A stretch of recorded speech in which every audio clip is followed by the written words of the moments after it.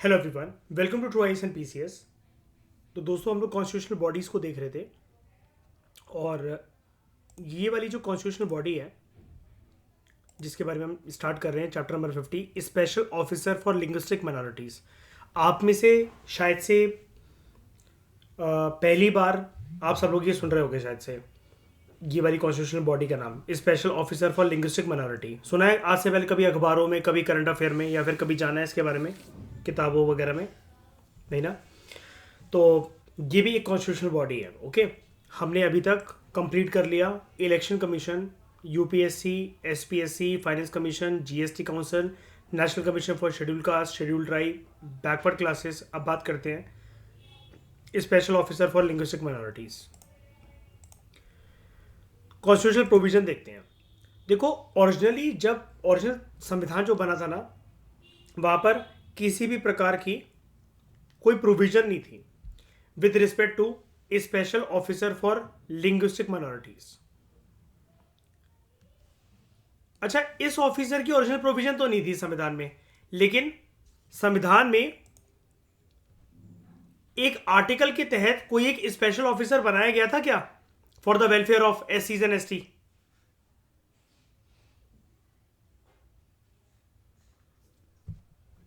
Article, हाँ, article 338, right.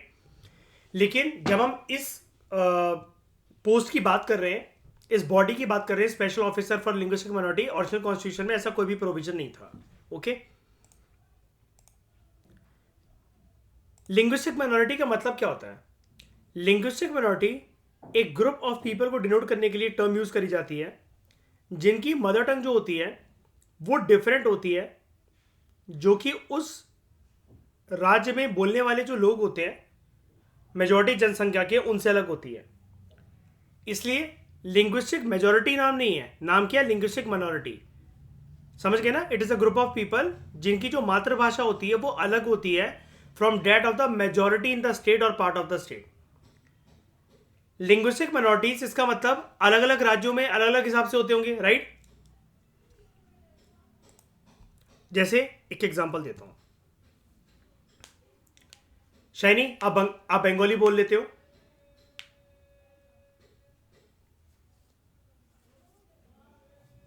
अच्छे से आती होगी ना? डेफिनेटली। अभी आप वेस्ट बंगाल में हो तो आप लिंग्विस्टिक मेजॉरिटी के पार्ट हो, राइट। दिल्ली में लेकिन मयूर, बंगाली स्पीकिंग लोग मेजॉरिटी में कि माइनॉरिटी में? तो अगर आप दिल्ली में आके आपका परिवार अगर आगे बढ़े तो आप कौन से ग्रुप का पार्ट होगे? लिंग्विस्टिक मेजॉरिटी की माइनॉरिटी? माइनॉरिटी। श्रेया, आपको पंजाबी आती है बहुत अच्छे से, अभी आप पंजाब में हो। अभी आप किसके पार्ट हो? लिंग्विस्टिक माइनॉरिटी के? माइनॉरिटी बनाओ आपको? मध्य प्रदेश चले आओ। मध्य प्रदेश में कुणाल कितने लोग बोलते हैं पंजाबी? ना के बराबर। किसी भी डिस्ट्रिक्ट में बहुत ज्यादा बोली जाती है पंजाबी? नहीं, बहुत ज्यादा नहीं बोली जाती, लेकिन बहुत ज्यादा नहीं बोलते होंगे कई लोग बोलने वाले। लेकिन अगर आप श्रेया मध्य प्रदेश अगर आते हो तो उस टाइम पर आप क्या हो जाते हो? Linguistic minority. अच्छा, एक यूनिक बात है, पता है श्रेया? जैसे जो 64 योगिनी टेम्पल है ना, जो मुरैना डिस्ट्रिक्ट में, तो उसके आसपास जो भी परिवार बस रखे ना, पूरा का पूरा जो उधर एरिया है, वो सारे के सारे सरदार लोग हैं, पता है। 64 योगिनी जो मंदिर नहीं है मध्य प्रदेश में, उसके आसपास जो भी एरिया है पूरा का पूरा, जो दूर दूर तक के गांव हैं, जो लोग बस रखे हैं, जो घर बन रखे हैं, वो सरदारों के घर है, पता है। पंजाबी कम्युनिटी रहती है वहां पे।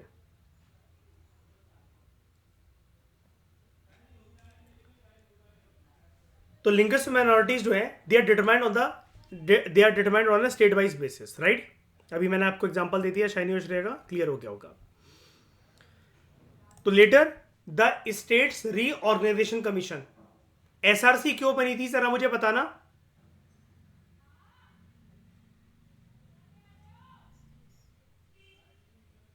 Very good. इनको बाइफरकेट करके अच्छे से कैटेगराइज करा जाना था आज़ादी के बाद, है ना। इसके लिए एक प्रॉपर डेडिकेटेड एक बॉडी बनी थी, स्टेट रीऑर्गेनाइजेशन कमीशन, ठीक है। और first state to get created on linguistic basis, Andhra Pradesh. किसने करवा चौथ रखा था 55 दिन का लगभग आसपास? पी श्रीरामुलु, ठीक है। मूवमेंट का नाम, पूरा नाम बोलो। मूवमेंट का नाम विशाल आंध्रा मूवमेंट, याद आया? विशाल आंध्रा मूवमेंट, ठीक है। क्या डिमांड थी विशाल आंध्रा मूवमेंट की? कौन से स्पीकिंग लोगों को अलग करना है तमिलनाडु से? तेलुगु स्पीकिंग लोगों को, ठीक है। आंध्र प्रदेश के लोग क्या बोलते हैं? प्रोमिनेंट लैंग्वेज क्या उनकी? तेलुगु। तो डिमांड मानी गई क्या पी श्रीरामुलु की? लेकिन जिस दिन मानी गई उस दिन क्या हो गया? निधन हो गया उनका ना। तो accordingly the 7th constitutional amendment act of 1956, 7th constitutional amendment act of 1950। अच्छा, एक बात और, जो स्टेट रिऑर्गेनाइजेशन कमीशन जो थी, it made a recommendation in this regard, यानी कि special officer for linguistic minorities के लिए रिकमेंडेशन सबसे पहले किसने दी थी? कहां से आई थी रिकमेंडेशन? एसआरसी से, स्टेट रिऑर्गेनाइजेशन कमीशन। अच्छा, अगर एक बार बताओ, चुनावी नक्शे को, चुनाव के नक्शे को जिसको हम लोग कॉन्स्टिट्यूंसी बोलते हैं, अगर उस नक्शे के अंदर फेरबदल करनी है तो हम एसआरसी का यूज कर सकते हैं क्या?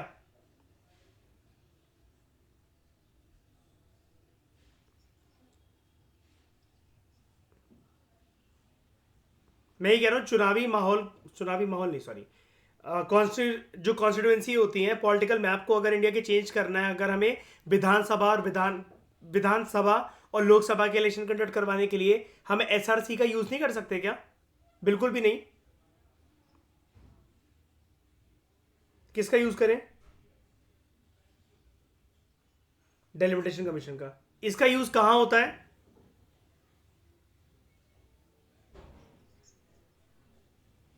क्या बोलो बोलो शैनी, बोलो बोलो, क्या बोल रहे हो? स्टेट बाइफर्केशन के लिए। तो इसका भी गठन ना, श्रेया जो आप कह रहे हो ना, वो बार बार भी हो सकता है। जैसे किसी राज्य की डिमांड को देखना कि वो वैलिड है, लेजिड है कि नहीं है। तो शायनी आंध्र प्रदेश तेलंगाना के केस में दोबारा से डिमांड उठी थी ना कि एक बारी देखवा लो कि कितना नक्शा कहां से कितना खींचना है, तेलंगाना को कितना पार्ट मिलेगा, है ना। अच्छा, हमारे देश में इकलौते ऐसे राज्य का नाम बताओ जिसके अंदर 3 कैपिटल हैं। आंध्र प्रदेश, उसकी लेजिस्लेटिव कैपिटल अलग, एग्जीक्यूटिव कैपिटल अलग और जुडिशियल कैपिटल अलग। वो कैपिटल ऐसी कैपिटल नहीं है, मतलब पॉलिटिकल कैपिटल नहीं है, वो ऑर्गन्स ऑफ द गवर्नमेंट के बेसिस पर कैपिटल है, राइट।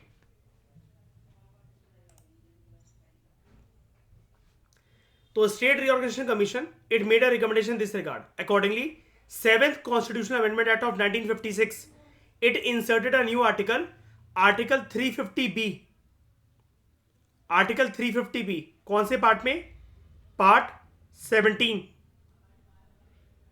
XV11 क्या होता है? 17 ऑफ द कॉन्स्टिट्यूशन। ये लोग ऐसे करके क्यों लिखते हैं?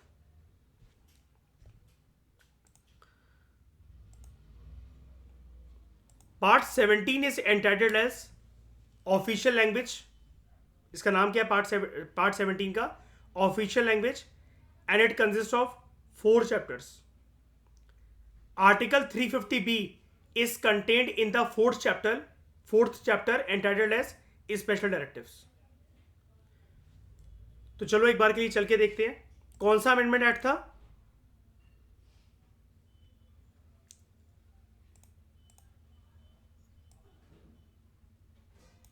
Seventh amendment act of 1956। देखते हैं इसको। ये है, ये पीडीएफ नंबर याद रखना, 946, 950, 950।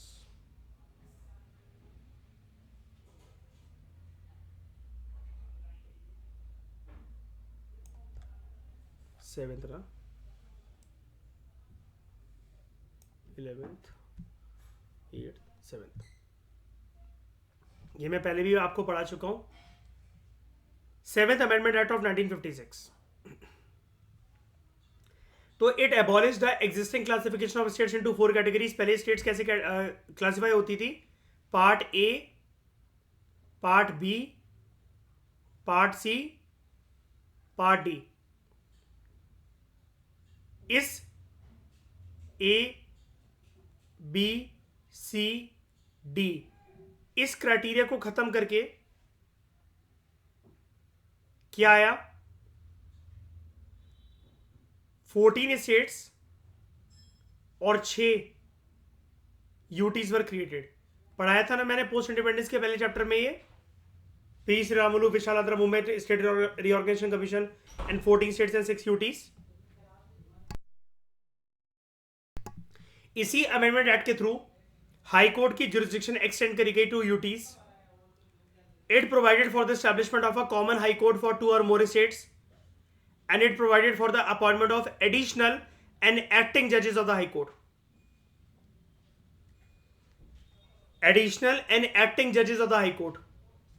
Okay? Clear है? कोई डाउट?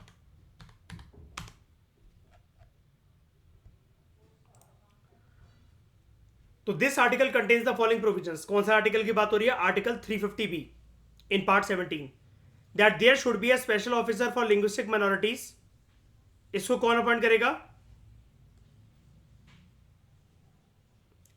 President of India. और ये ड्यूटी होगी इसी स्पेशल ऑफिसर की. पूरा नाम इसका क्या है? Special officer for linguistic minorities. इसकी ये ड्यूटी होगी to investigate all matters relating to the safeguards provided for linguistic minorities under the constitution.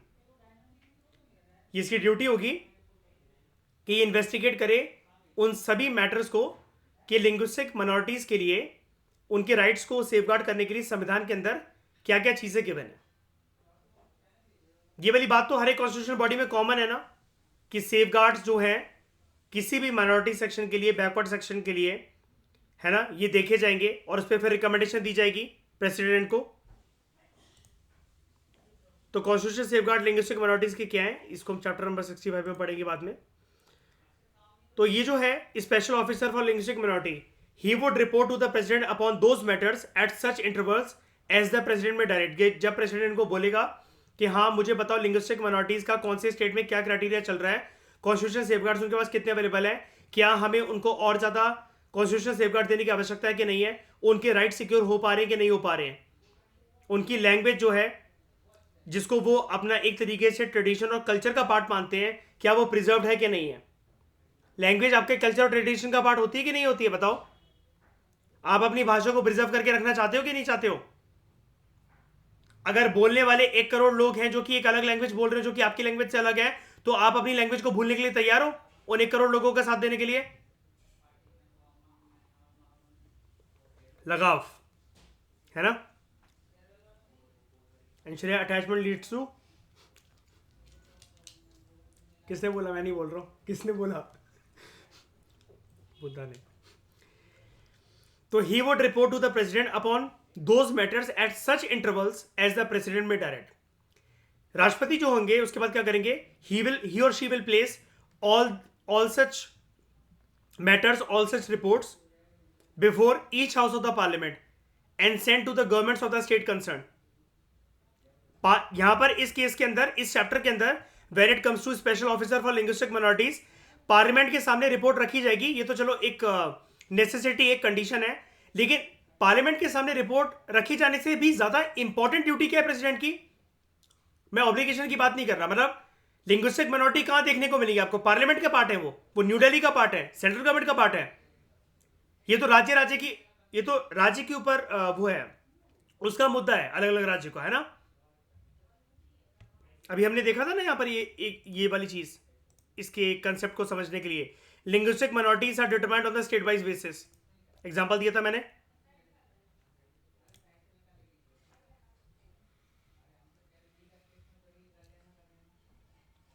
जब कोई पहले सरदार या सरदारनी श्रेया कनाडा गए होंगे, है ना, तब वो लिंग्विस्टिक माइनॉरिटी होंगे वहां पे, नहीं? है ना? आज उनके लिए वो कनाडा हो गया, नहीं? तो it must be noted here that constitution does not specify the qualifications, tenure, salaries and allowances, service conditions and procedure for the removal of the special officer for linguistic minorities. संविधान इसके बारे में कुछ नहीं बोलता है, तो क्या अनिश्चित काल के लिए रहेगा ये पर्सन? ये सब कुछ कौन डिटरमाइन करेगा इसके लिए? President. Commissioner for linguistic minorities.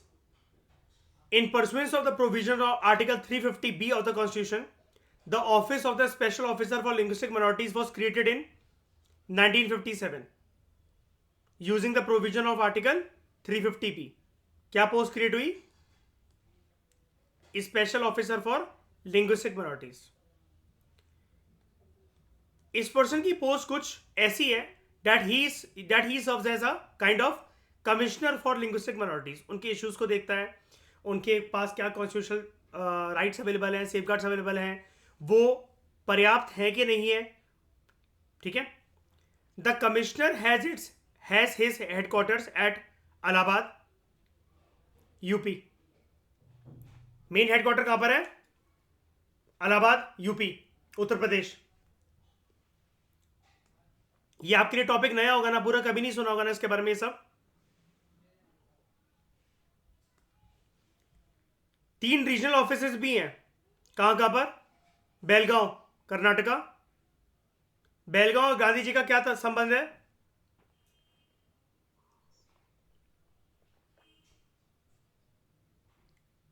Congress की पार्टिसिपेटशिप संभाली थी ना. शायरी भी सोची होगी ना, शब्द आए ना कुछ भी. क्या पढ़ रहे हैं, कहां से कहां जा रहे हो? तो he has 3 regional offices at Belgaum, Karnataka, Chennai, Tamil Nadu and Kolkata, West Bengal. शनि आज मत्था टेक कर आना यहाँ पर, ठीक है? और हम सबको वहां से फोटो भेजना. तो each is headed by an assistant commissioner. Main commissioner कहां बैठता है? इलाहाबाद, यूपी. बाकी सारी जगह पर जो बैठते हैं कमिश्नर, वो कौन होते हैं? Assistant commissioners. कहां पर? बेलगांव, कर्नाटका, तमिलनाडु, चेन्नई, तमिलनाडु और कोलकाता इन वेस्ट बंगाल. ये और ज्यादा जगह पर रीजनल ऑफिसेस खोले जा सकते हैं.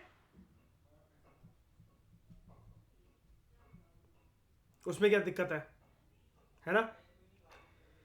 तो ये कैसे हो गया? अगर आप कर्नाटका को देखो, काइंड ऑफ थोड़ा सा वेस्ट पार्ट मान लें हम लोग इसको, south west part.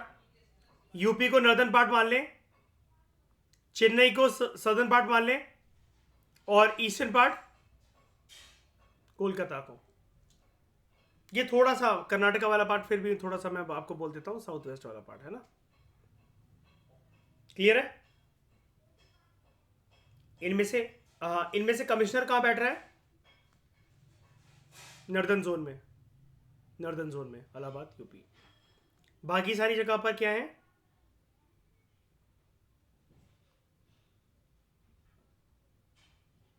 Assistant commissioner. Commissioner जो है, ही और she is assisted at headquarters by deputy commissioner and assistant commissioner. He maintains liaison with the state governments and union territories. अब लियाजन का मतलब बेसिकली होता है उनको कॉन्फिडेंस में लेना, उनको गो थ्रू करवाते रहना कि क्या चीजें चल रही है, हम किस चीजों के ऊपर काम कर रहे हैं.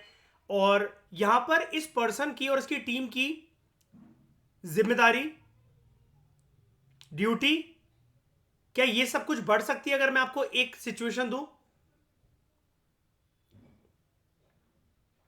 सेंसस कंडक्ट अगर होने वाले, तो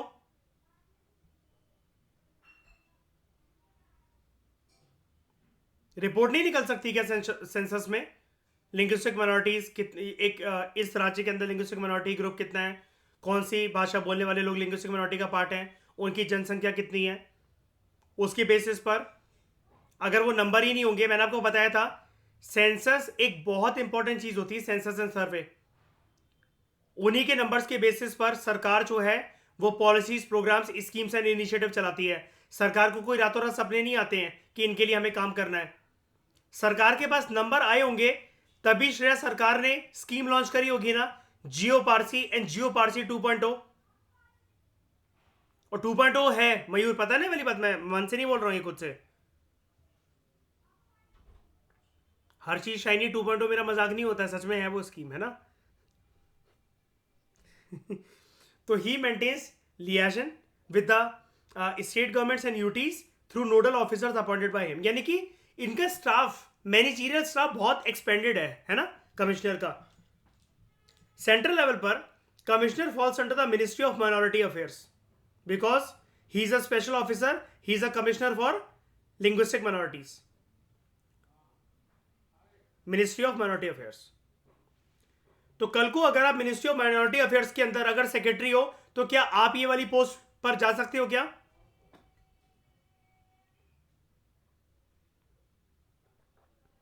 एज एन आईएएस ऑफिसर? बिल्कुल। क्या करोगे लेकिन? मना कर देना श्रेया, ठीक है, बोलना मुझे नहीं चाहिए। Hence he submits the annual reports or other reports to the president through the union minority affairs minister. ठीक है, किसके साथ मिलकर काम करता है commissioner? Union minority affairs minister के साथ मिलकर, उनको कॉन्फिडेंस में लेकर। ठीक है, कभी आप दूर दूर तक नाम भी सुनते हो union minister of minority affairs का?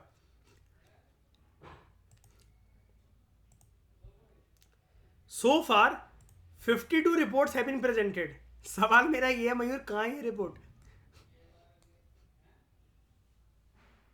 संवैधानिक बॉडी है क्यों श्रेया? जब नाम ही पहली बार सुन रहे हो तो ये 50-55 रिपोर्ट है कहां? 52 reports. Union minority affairs minister को कॉन्फिडेंस में लेकर काम करता है कमिश्नर। ठीक है, और कौन सी मिनिस्ट्री के अंतर्गत आती है वाली post? Ministry of minority affairs. तो रोल क्या होता है इस कमिश्नर का? Commissioner takes up all the matters relating to the grievances arising out of the non implementation of constitutional and nationally agreed scheme of safeguards provided to linguistic minorities. Simple सी बात है, इसमें ज्यादा confuse मत होना। सरकार ने या संविधान ने, सरकार की बात करें या राज्य की सरकार की, चाहे केंद्र की सरकारों की, चाहे फिर आप बात कर लो सेंट्रल स्कीम की या फिर सेंट्रल स्पॉन्सर्ड स्कीम की, कुछ भी नेचर हो स्कीम का, इनिशिएटिव्स का, पॉलिसीज का, स्कीम्स का, केंद्र के लेवल पर, राज्य के लेवल पर, अगर लिंग्विस्टिक माइनॉरिटीज के इंटरेस्ट को प्रमोट करने के लिए, उनके इंटरेस्ट को सेफगार्ड करने के लिए सरकार ने कोई कदम उठाए हैं, संविधान में कोई ऑलरेडी कदम लिखे हुए थे, लेकिन उनका इंप्लीमेंटेशन प्रॉपर तरीके से नहीं हो पा रहा है, तो कमिश्नर ऐसे मुद्दों को उठाता है। और ये कमिश्नर के पास मुद्दे कैसे जाएंगे? इंस्पेक्शन कंडक्ट करके, सर्वेस कंडक्ट करके, लोगों से बात करके, उस पर्टिकुलर ग्रुप के लोगों से बात करके, राज्यों में इंस्पेक्शन करके, या फिर कोई इनके पास कंप्लेंट फाइल कर दे तो that comes to its notice और are brought to its knowledge by the linguistic minority individuals. ये बोला मैंने आपसे, by linguistic minority individuals, groups, associations और organisations at the highest political and administrative levels of the state government and union territory administrations. और फिर ये क्या करता है commissioner? The commissioner recommends remedial actions to be taken. यानी कि संवैधानिक पोस्ट होने के बावजूद भी इसके पास जो पावर है वो कैसी पावर है? They are only of the nature of advisory and recommendatory in nature, right?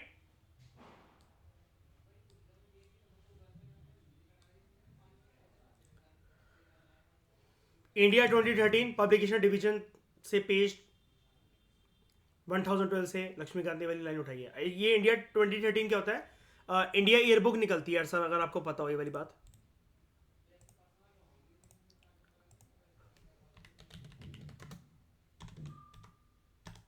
अभी 2024 की भी आ जाएगी फरवरी तक। ये सरकार की तरफ से निकलती है पब्लिकेशन, इंडिया ईयरबुक। ठीक है, जैसे सरकार अपनी वो निकालती है ना, बजट, इकोनॉमिक सर्वे, ऐसे ही इंडिया ईयरबुक भी निकाला जाता है सरकार के द्वारा। ठीक है, तो 2014-15 का जब वो क्वेश्चन आया था ना, सत्यमेव जयते मुंडका उपनिषद, तो वो यहाँ पर इस बुक के अंदर सेक्शंस होते हैं, polity, agriculture, science and tech, defence, किसी काम की नहीं होती वैसे। लोगों को स्टैटिक नॉलेज पता नहीं होती है और लोगों ने अफवाह फैला दी थी कोचिंग वालों ने कि यूपीएससी इंडिया एयर बुक से क्वेश्चन बना दिए, मुंडका उपनिषद वहाँ से उठाया गया। और श्रेया आज तक वो चैप्टर चेंज नहीं हुए, आज तक 10 साल हो गए। वो मुंडका उपनिषद तो ऐसे ही लिखा हुआ है आज तक। तो to promote and preserve linguistic minority groups, the Ministry of Minority Affairs has requested the state governments and union territories to give wide publicity to the constitutional safeguards provided to linguistic minorities and to take necessary administrative measures. Minority affairs ministry का ये minority affairs ministry की जो request थी राज्य की सरकारों को और केंद्र शासित प्रदेशों की सरकारों को या फिर केंद्र शासित प्रदेशों में प्रशासन को कि पब्लिसिटी दो इस चीज़ की तरफ, जो लिंग्विस्टिक माइनॉरिटीज़ हैं उनका रुख मोड़ो कि उनके पास क्या कॉन्स्टिट्यूशनल सेफगार्ड्स अवेलेबल हैं, और अगर आपको लगता है कि वो सेफगार्ड्स जो अवेलेबल हैं उनका अच्छे तरीके से इम्प्लीमेंटेशन नहीं हो पा रहा है, तो you can take all the necessary step. इस बात को कितना सीरियसली लिया गया राज्य की सरकारों के द्वारा या फिर केंद्र शासित प्रदेशों में प्रशासन के द्वारा?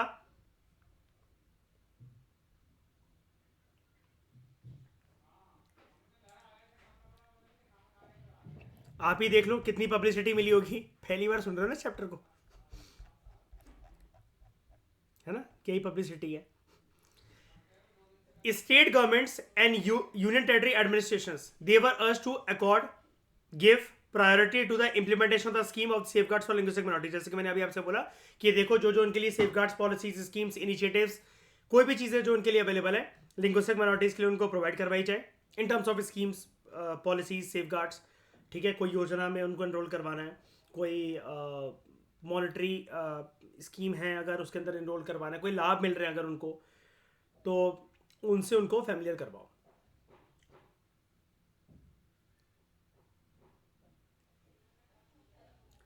अच्छा मुझे एक बात बताओ, ग्राउंड लेवल पर सरकार की योजनाओं से अगर रूबरू करवाना है जनता को तो उसके लिए क्या होते हैं, उसके लिए मतलब ग्राउंड लेवल पे क्या चीज वर्क करती है?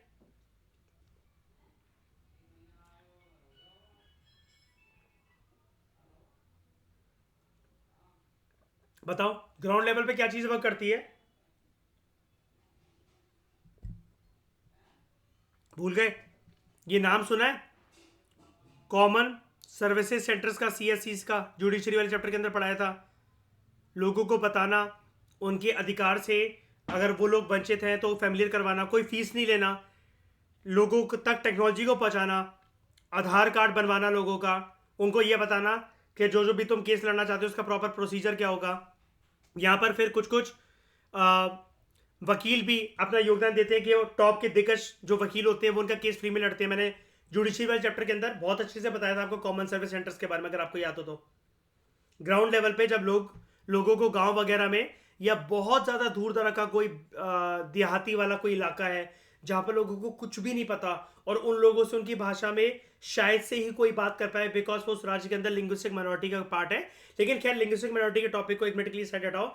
ग्राउंड लेवल पे, ग्रास रूट लेवल पे जाकर अगर लोगों से बात करनी है, उनको उनके अधिकारों के बारे में फैमिलियर करवाना है, स्कीम्स, पॉलिसी, इनिशिएटिव्स, आप किस किस में अपने आप को एनरोल करवा सकते हो, अगर आपने इस स्कीम में आपको अपने आप को एनरोल करवाया जिसके लिए आप एलिजिबल हो भी, इतने इतने प्रति महीने आपको पैसे मिलेंगे, पर मंथ आपको इतना अमाउंट जो है वो मिला करेगा, इतना राशन मिला करेगा।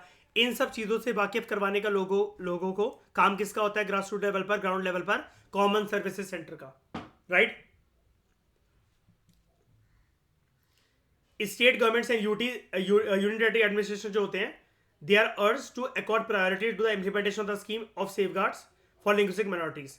The commissioner launched a 10-point program to lend fresh inputs to the governmental efforts towards the preservation of language and culture of linguistic minorities।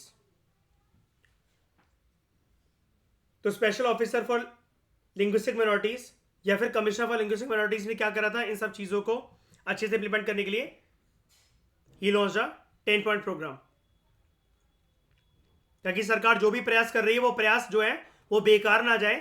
सरकार ये सारी के सारी जो स्कीम योजना वगैरह चला रही है, किसके लिए चला रही है बताओ, किसके लिए? लिंग्विस्टिक माइनॉरिटीज के लिए। अब वो चीज अगर उनको ना मिले तो सरकार के प्रयास भी बेकार है ना।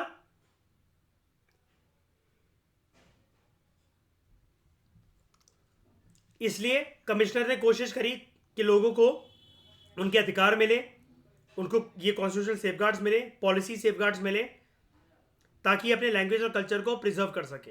कौन? Linguistic minorities. और ये मिनिस्ट्री ऑफ माइनॉरिटी अफेयर्स की 2011-12 में एनुअल रिपोर्ट निकली थी, वहां पर लिखा हुआ था ये। Vision and mission. The vision and mission of the commissioner क्या है? And they are mentioned in the 47th report of the commissioner for linguistic minorities.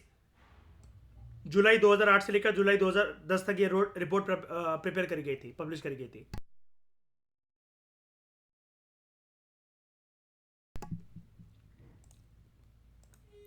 तो विजन क्या है? Streamlining and strengthening implementation machinery. Streamlining का मतलब ये होता है स्मूथनिंग, रुकावटें ना आए, खेद ना आए, आराम से प्रॉपर तरीके से जो भी इंप्लीमेंटेशन मशीनरी है, implementation machinery in the sense, वो तो देखो सरकार और प्रशासन की बात यहां पर हो रही है, लेकिन उनके हाथ में लिंग्विस्टिक माइनॉरिटीज के वेलफेयर को प्रमोट करने के लिए उनके हाथ में एक ब्रह्मास्त्र है, और वो है स्कीम्स, पॉलिसीज एंड इनिशिएटिव्स का, जो कि केंद्र की सरकार या राज्य की सरकार के द्वारा बनाए गए हैं। फिर चाहे वो सेंट्रल सेक्टर स्कीम हो या सेंट्रल स्पॉन्सर्ड स्कीम हो, उसके लाभ से लोगों को, लिंग्विस्टिक ग्रुप्स को वंचित ना रखना, लिंग्विस्टिक माइनॉरिटी ग्रुप्स को वंचित ना रखना।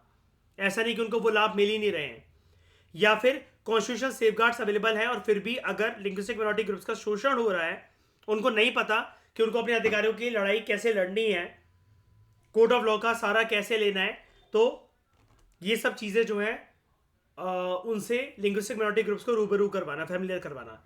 तो streamlining and strengthening implementation machinery and mechanism for effective implementation of the constitutional safeguards for linguistic minorities, thereby ensuring protection of the rights of speakers of the minority languages so as to provide them equal opportunities for, keyword देखना, inclusive development as well as integrated development। अब ये दो word important क्यों है, inclusive development और integrated development? ताकि देखो, राज्य में जो एक पर्टिकुलर लैंग्वेज बोलने वाले जो वक्ता हैं वो इतने सारे हैं, लिंग्विस्टिक ग्रुप जो है वो इतने हैं, तो ये अजीब फील नहीं करेंगे? बताना जरा, जब तक ये दो चीजें इंश्योर नहीं करी जाएंगी,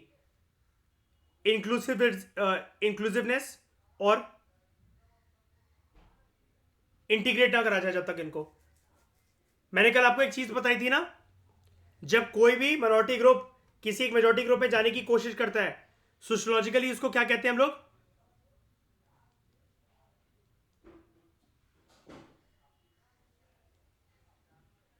एसिमिलेशन एंड इंटीग्रेशन। मिशन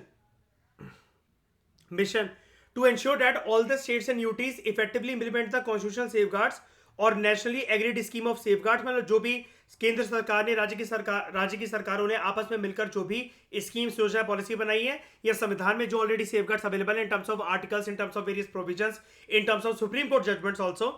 तो ये सारे के सारे जो चीजें अवेलेबल हैं लिंग्विस्टिक माइनॉरिटीज की प्रोटेक्शन के लिए, उनकी प्रमोशन के लिए, उनके राइट्स की प्रमोशन के लिए, तो वो इफेक्टिव तरीके से इंप्लीमेंट करवाना, ये इंश्योर करना कि सारे के सारे राज्य और जो केंद्र शासित प्रदेश जो हैं वो इफेक्टिव तरीके से इन कॉन्स्टिट्यूशनल सेफगार्ड्स को और nationally agreed scheme of safeguards को इंप्लीमेंट करें लिंग्विस्टिक माइनॉरिटीज के लिए, for providing them equal opportunities for inclusive development. तो पहला पॉइंट और दूसरा पॉइंट ऑलमोस्ट कनेक्टेड ही है, क्योंकि विजन एंड मिशन जो ये वर्ड है सेम यूज करा जाता है, बस इन्होंने थ्योरेटिकल फ्रेमवर्क देने के लिए थोड़ा सा एक इसको स्ट्रक्चर देने के लिए विजन को अलग कर दिया, मिशन को अलग कर दिया।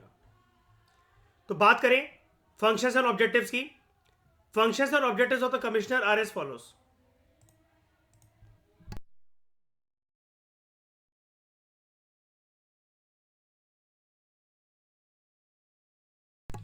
Function to investigate all matters related to safeguards provided to the linguistic minorities, president के पास रिपोर्ट सबमिट करना कि किस तरीके से कॉन्स्टिट्यूशनल और नेशनली एग्रीड सेफगार्ड्स को लिंग्विस्टिक मिनॉरिटीज के इंटरेस्ट में इंप्लीमेंट करा गया था, and to monitor the implementation of safeguards through जो लिंग्विस्टिक मिनॉरिटी ग्रुप्स हैं उनके पास जाकर जांच पड़ताल करना, क्वेश्चनर के माध्यम से पर्सनली विजिट करना, कॉन्फ्रेंसेस, सेमिनार्स और मीटिंग्स को ऑर्गेनाइज करना, और अगर ये बॉडी चाहे यानी कि स्पेशल ऑफिसर फॉर लिंग्विस्टिक मिनॉरिटीज इनकी टीम अगर चाहे तो ये कुछ स्पेशल तरीके का रिव्यू मैकेनिज्म भी सोच सकते हैं। ठीक है, प्रेसिडेंट को अपनी रिपोर्ट सबमिट करने से पहले कि हमने क्या देखा इनके बारे में। ऑब्जेक्टिव्स की बात करें, इनका ऑब्जेक्टिव क्या है? To provide equal opportunities to the linguistic minorities for inclusive development and national integration, to spread awareness amongst the linguistic minorities about the safeguards available to them, to ensure effective implementation of the safeguards provided for linguistic minorities in the constitution and other safeguards which are agreed to by the states and UTs, and to handle the representation for redress of grievances related to the safeguards for linguistic minorities। घुमा फिरा कर सारी की सारी बातें एक ही हैं। Equal opportunities provide करना लिंग्विस्टिक मिनॉरिटीज को, अवेयरनेस स्प्रेड करना, ये इंश्योर करना कि जो भी सेफगार्ड्स अवेलेबल उनकी इफेक्टिव इंप्लीमेंटेशन हो, एंड ग्रीवांस रिड्रेसल। तो इस डिस्कशन में दोस्तों फिलहाल इतना ही। एक ही सिंगल लेक्चर के अंदर हमने कॉम्प्रिहेंसिव तरीके से इस चैप्टर को कंप्लीट करा, और इसी के साथ हमारा चैप्टर नंबर 50 भी हो चुका है। नेक्स्ट लेक्चर के अंदर दोस्तों हम लोग बात करेंगे क्या की controller and auditor general of India. Thank you very much for discussion.